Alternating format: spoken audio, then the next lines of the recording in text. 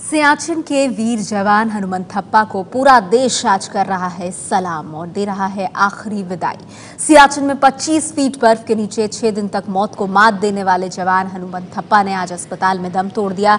ये तस्वीरें आप देख रहे हैं दिल्ली कैंट के बरार स्क्वायर की और यहाँ हनुमंथप्पा के पार्थिव शरीर को रखा गया है।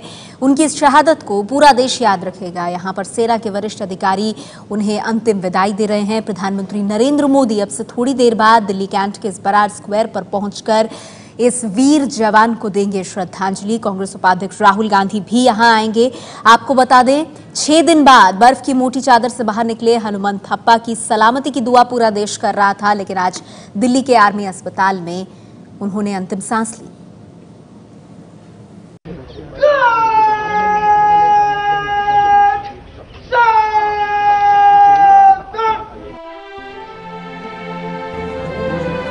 सियाचिन के जवान हनुमंथप्पा के साथ एक और चमत्कार नहीं हो पाया। दिल्ली में सेना के अस्पताल में जांबाज हनुमंथप्पा ने आखिरी सांस ली। 1500 किलोमीटर दूर कर्नाटक के धारवाड़ में भाई खुद को नहीं संभाल पा रहे।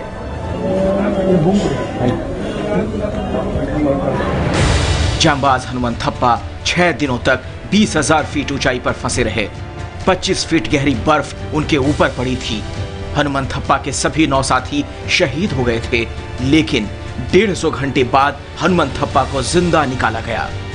यहीं से आस बंधी थी कि अस्पताल में भी चमत्कार होगा और 2 दिन तक हनुमंथप्पा अस्पताल के बिस्तर पर जिंदगी की जंग लड़ते भी रहे, लेकिन सुबह तबीयत और ज्यादा बिगड़ गई। लांस नायक हनुमंथप्पा मौत से 2 दिन तक इस अस्पताल में लड़ते रहे, लेकिन आखिरकार सुबह 11:45 पर उन्होंने जिंदगी को अलविदा कह दिया। बर्फ में रहने के कारण, बिना खाने के और ऑक्सीजन की कमी के कारण उसका लिवर और किडनी कुछ हद तक फेल हो चुका था। बॉडी के सब फंक्शन एसिड मेल्यू के कारण, एसिडोसिस के कारण ठीक से काम नहीं कर पा रहे थे। निमोनिया हो चुका था और वह बहुत ही फलमेंट किसका निमोनिया था, जिसके कारण उसके लंग के कुछ हिस्से पूरी तरह से नष्ट हो चुके थे। सियाचिन के बहादुर हनुमंता की जान की रक्षा के लिए हमने पूरी कोशिश की, लेकिन भगवान के सामने आखिरकार उस बहादुर जवान ने और हमने हार माननी पड़ी। अस्पताल से पूरी खबर आने के बाद देश भर में शोक की लहर दौड़ गई। पिछले 2 दिनों से प्रार्थना का दौर चल रहा था कि एक और चमत्कार होगा, लेकिन अब सिर्फ मातम पसरा है। मुझे लगता है कि यह मौका है कि पूरा देश अपने जवानों और सेना के पदाधिकारियों के सैक्रिफाइसेस को याद करे। ये लोग बहुत कठिन परिस्थिति में हमारे बॉर्डर्स की रखवाली कर रहे हैं। अस्पताल में भर्ती होने पर हालचाल जानने आए पीएम मोदी ने श्रद्धांजलि दी। वो हमें दुखी छोड़कर चले गए। हनुमंथप्पा की आत्मा को शांति मिले। आप में जो सैनिक था वो कभी नहीं मरेगा। मुझे गर्व है कि आपके जैसे जवान ने देश की सेवा की। दिल में एक बहुत ही क्षति पहुंचने वाला ये घटना है। इतने दिन बचने के बाद फिर आखिरकार वो हमारे बीच नहीं रहे। इतने दिन तक बर्फ के अंदर 25-30 फीट के नीचे दबा रहने के बाद भी वो जीवित रहा और आखिर संघर्ष करते करते वो चले गए। एक बहादुर सिपाही जिसने सियाचिन की ठंड के खिलाफ इतनी भयंकर लड़ाई लड़ी, एक एवलांच से बच के आ गए। उनकी इस तरह मृत्यु होना बहुत ही एक दुखद बात है। तो पूरा देश इस शहीद जवान हनुमंथप्पा को आज याद कर रहा है। उन्हें अंतिम विदाई दी जा रही है। आपको बता दें हनुमंथप्पा के साथ उनके 9 और साथी थे, कुल 10 जवान। सियाचिन का वो ग्लेशियर, 25 फीट बर्फ की मोटी चादर, और उन सभी जवानों को हमने खो दिया। हनुमंथप्पा हमारी आखिरी उम्मीद थे, लेकिन जिंदगी की जंग वो भी हार गए। सूबेदार नागेश कर्नाटक के हासन से ये सियाचिन के उस पोस्ट पर तैनात थे। हनुमंथप्पा के साथ तमिलनाडु के वेल्लोर से हवालदार एलुमलाई एम देश की रक्षा करते हुए शहीद हुए थे। इसके अलावा तमिलनाडु के तेन्नी से हवलदार एस कुमार, ये कुल 10 जवान थे जो सियाचिन की उस चौकी से देश की रक्षा कर रहे थे। केरल के कोल्लम से लांस नायक सुधीश भी उन 10 जवानों में शामिल जिनके शव को निकाला गया। बर्फ से कर्नाटक के मैसूर से सिपाही महेश भी हनुमंथप्पा के साथ ही मौजूद थे। 2 फरवरी को हिमस्खलन हुआ था। तमिलनाडु के मदुरै से सिपाही गणेशन जी भी उन 10 जवानों की टुकड़ी का ही हिस्सा थे। इसके अलावा तमिलनाडु के कृष्णागिरी से सिपाही रामामूर्ति भी सियाचिन की उस पोस्ट से देश की कर रहे थे रक्षा। साथ ही आंध्र प्रदेश के कुरनूल से सिपाही मुश्ताक अहमद भी 10 जवानों की उस टीम का हिस्सा थे। महाराष्ट्र के सतारा से भी सैनिक वहां पर थे, सिपाही सूर्यवंशी। कर्नाटक के धारवाड़ से लांस नायक हनुमंथप्पा। बहुत उम्मीदें थी क्योंकि 6 दिन बाद ये निकले थे बर्फ से बाहर, लेकिन आज आखिरकार सांसों की डोर टूट गई। सूबेदार नागेश, हवलदार एलुमलाई एम, हवलदार एस कुमार, लांस नायक सुधीश, सिपाही महेश, सिपाही गणेशन जी, सिपाही रामामूर्ति, सिपाही मुश्ताक अहमद, सिपाही सूर्यवंशी और लांस नायक हनुमंथप्पा। देश इनको कभी नहीं भूलेगा। एबीपी न्यूज और पूरा देश करता है इनकी शहादत को सलाम। हनुमंथप्पा, उनका बचना किसी चमत्कार से कम नहीं था। आप सोचिए, किसी इंसान के सीने पर 150 घंटे तक 2 मंजिला मकान के बराबर बर्फ का पहाड़ जमा रहे और वो जिंदा बच जाए तो इसे चमत्कार ही कहेंगे। कुछ ऐसा ही हुआ पिछले हफ्ते हिमस्खलन का शिकार हुई भारतीय सेना के जवान हनुमंथप्पा के साथ। पूरे 6 दिन बाद हनुमंथप्पा बर्फ की कब्र से जिंदा निकल आए थे। भारतीय सेना के जवानों के लिए सियाचिन की करीब 20,000 फीट ऊंची ये उत्तरी चोटी दुनिया का सबसे खतरनाक और जोखिम भरा मोर्चा माना जाता है।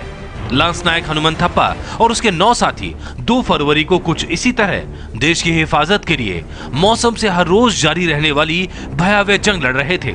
सूखी हवाएं, हर तरफ बर्फ का सफेद खौफ और शरीर के हर अंग को गला देने की ताकत रखने वाली -40 डिग्री सेल्सियस की भयावह ठंड मानो काफी नहीं थी कि तभी कुदरत ने एक करवट ली। ना तो उस पल की तस्वीरें मौजूद है और ना ही कोई वीडियो, लेकिन हम आपको दुनिया के दूसरे हिस्सों में कुदरत की वैसी ही तबाही की तस्वीरें दिखा रहे हैं जो उस दिन सियाचिन की चोटी से हनुमंथप्पा और उसके साथियों की ओर बढ़ चली थी। इस तस्वीर में दिख रही ऊंचाई से आती बर्फ दरअसल हिमस्खलन है, जो बर्फ की दुनिया में कुदरत का सबसे खौफनाक हमला माना जाता है। हनुमंथप्पा और उनके 9 साथी इसी हमले का शिकार हुए थे।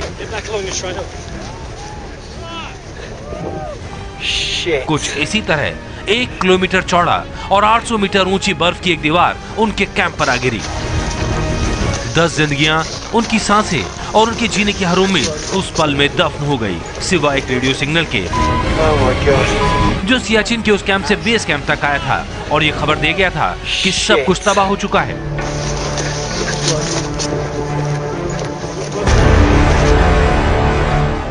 तबाही के पुराने तजुर्बे ने सिर्फ 2 दिनों तक इंतजार किया और फिर यह मान लिया गया कि मद्रास रेजिमेंट के 10 जवान, जिसमें लांस नायक हनुमंथप्पा भी थे, अब जीवित नहीं हैं।